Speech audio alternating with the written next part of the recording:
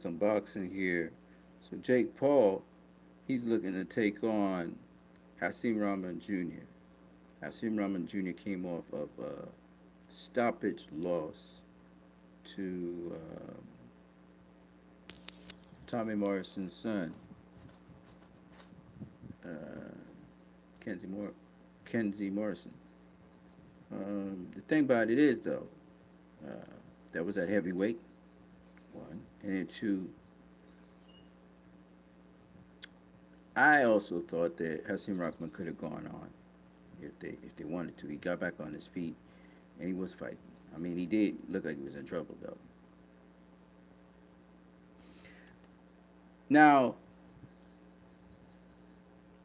Jake Paul, you have to understand something. He has never faced a pro boxer ever in his pro fighting career.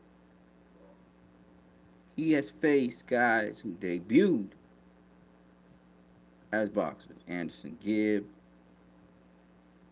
uh, the MMA guy, I forgot what his name is, and twice he faced what's his name? I can't remember the other MMA guy's name. He faced him twice. Uh, all of those guys anyway debuted.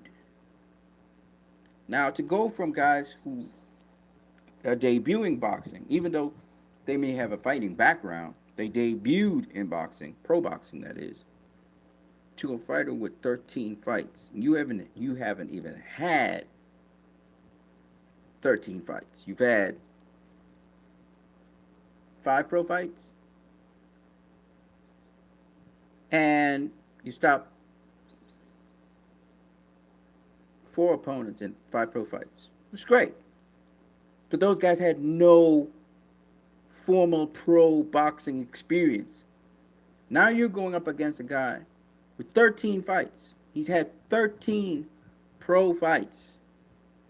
You've had 5 against debutants. This guy, I don't care what you say. If this guy faced somebody who had more boxing experience than a debutant, that's a significant jump. The guy doesn't even have to face known fighters. That is a significant jump from somebody who's faced 5 fighters with no pro boxing experience. Pro boxing experience. Now, I thought that the Jake Paul versus Tommy Fury, being that Tommy Fury didn't have that extensive amateur background, was still kind of like a fair fight in which I still would have favored Tommy Fury to beat Jake Paul. But I'd say it's intriguing that Jake Paul would have stepped up to face a guy. I think Tommy Fury has like what, 8 fights or 9 fights, pro fights. But then you go from Tommy Fury, who's kind of crude with his technique and whatever, and you decide to take on Hasim Rahman, who has 13 pro fights. Lost his last pro fight. Yeah, okay. Very skilled boxer. Not as quick as you, fine. But very skilled boxer. Who's going to come into fight night being the bigger guy. He's bigger in terms of his size. He's bigger in terms of his height. He's bigger in terms of his reach. He's just an all-around bigger guy than you. Now, Jake Paul's going up a hill. Now, it's a challenge, mind you, but this is not one in which you can just pull off a win like that. Squeak a win, even. Okay? This is a totally different kind of fight. And I don't know if it's based off of sparring Hasim Rahman, this guy. I'm telling you right now, this is a tremendous uphill climb for Jake Paul. Tommy Fury was reachable. Tommy Fury was reachable.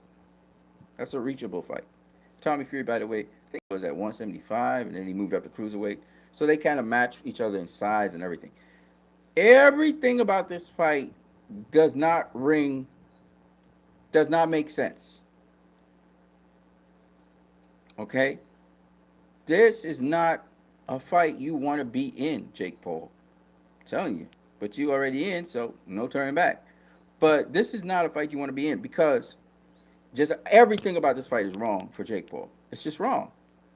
He's looking at the speed of Hasim Rahman. He's looking at how he can get shots on Hasim Rahman. But he's not looking at the fact that Hasim Rahman, who's going to make weight and he's going to make it comfortably, is going to have a tremendous size advantage on him. And I mean,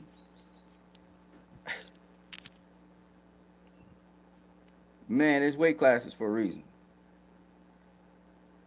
He's young enough to be able to make the weight. And on top of that, the thing about this is this. Hasim Rahman, of all fighters you wanted to pick out there, is a very skilled fighter. Hasim Rahman switch hits. He can fight orthodox. He can fight southpaw. He has a very good jab. He's been trained by the creme de la creme of boxers out there. And I mean, if you're counting on the guy to tire, that's what you're counting on. You have to actually put pressure on him to tire him. If he's having a good time in that fight and he's not being pressed or pressured, he's not going to tire. So, and he's not going to have all that big set of weight to tire him anyway. All that muscle mass because he's slimming down. So I don't know, man. This is, I mean, unless somewhere in the background they paid Rahman big money backdoor to throw the fight. I really don't know how Jake Paul's winning this fight. The question will be, how is Jake Paul going to win this fight? Because I can't see how he's going to beat this dude. I just don't see it.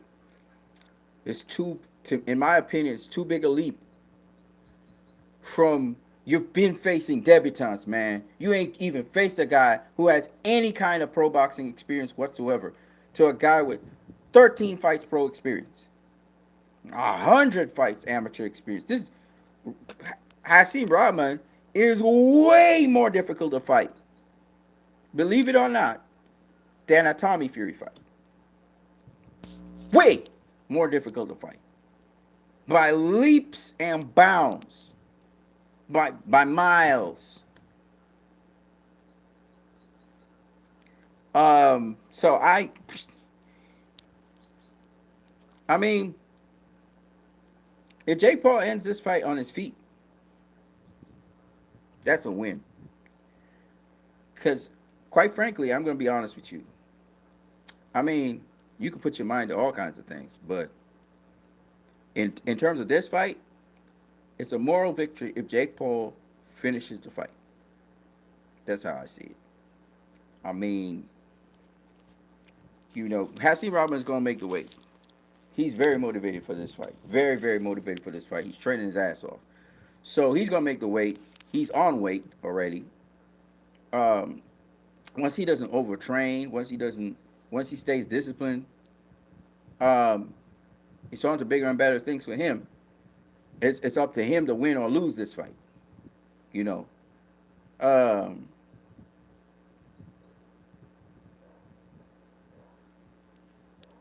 I guess Jake Paul's giving Hasim Rahman a shot of his lifetime. Because after this, Hasim Rahman, if he beats Jake Paul, it does something for him in terms of the casual fan base and the people out there who know who beat Jake Paul. Now, let's just put this in context, because Jake Paul don't have to think about this. He's pushing, trying to win the fight. So his focus will be on winning the fight. And for people like me, we will give him fuel to exceed himself, push himself to get that victory, right? Which, by any means necessary, he'll try. However, having said that, let's say he doesn't win the fight. How does this affect him? Well, in boxing, it's a growth process. You win some, you lose some. You push yourself, and if you push yourself hard enough, you never know. It might turn out, at least if you can make your way to the finish line, at least, that All the other fights after Rahman fight may be easy peasy after that, in terms of level of opponent. Because definitely Rahman gonna be the limit. He's pushing himself up against a guy, and if he pushes himself hard enough, but he doesn't get the victory, here's the thing: he could still come out of this with a rich amount of knowledge that he probably couldn't have had if he just worked his way up. So he's trying to skip a whole set of steps to get to a certain point, and then he said, "Oh, okay, no, I got to brush up on these steps, because this is the only thing I could think of." Because if he makes it out of that fight in one piece, if he decides to pursue boxing still, he would have a vast amount of experience in one fight, which he couldn't get if he did all these different fights. But he has to be in ridiculous conditioning. He has to have he should be going through ridiculous, because he about to take some punishment. You know, he got to be in ridiculous shape. At least be in ridiculous shape, so he can make it through the fight. Hopefully, try and outlast Rahman, so you can get him, maybe knock him out in the later rounds, because that's his best bet.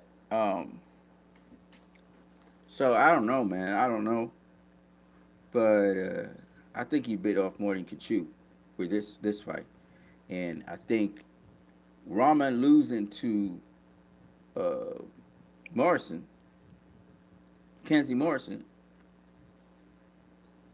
was probably providential for him, because it put him in a position where his name is going to be known all over the place because of this fight. So he's in a really nice position right now. We'll see what happens. The fight's next month. We're going to see what happens between now and next month, um, and we'll see how committed Jake Paul is to boxing after this fight. If he still wants to stay in boxing, if he still wants to commit himself to boxing, if he still wants to do it. Because, you know, regardless of how the outcome comes, let's say he does not win the fight, will he stick with boxing still? And will that losing experience to a very skilled fighter, by the way, would it teach him a lot more, so he would be thirsty and hungry to get back into the gym if he's in one piece and work on things so he can get better? But that's a tremendous leapfrog. We'll see. I don't know. That's a crazy thing he's doing. You know, Mikey Garcia did something like this too. He jumped up, you know, but he had precedent. You know what I mean? Mikey had precedent. I never thought that Mikey would win, but I always said he would be competitive. He wasn't competitive either, but he was competitive, but he wasn't landing much. Um, but anyway, this is what I got for you guys. I am what you need. If you guys want to donate to my channel, my PayPal will be in the comment section below. I'll catch you guys later. Peace. I had to yawn. I couldn't help it.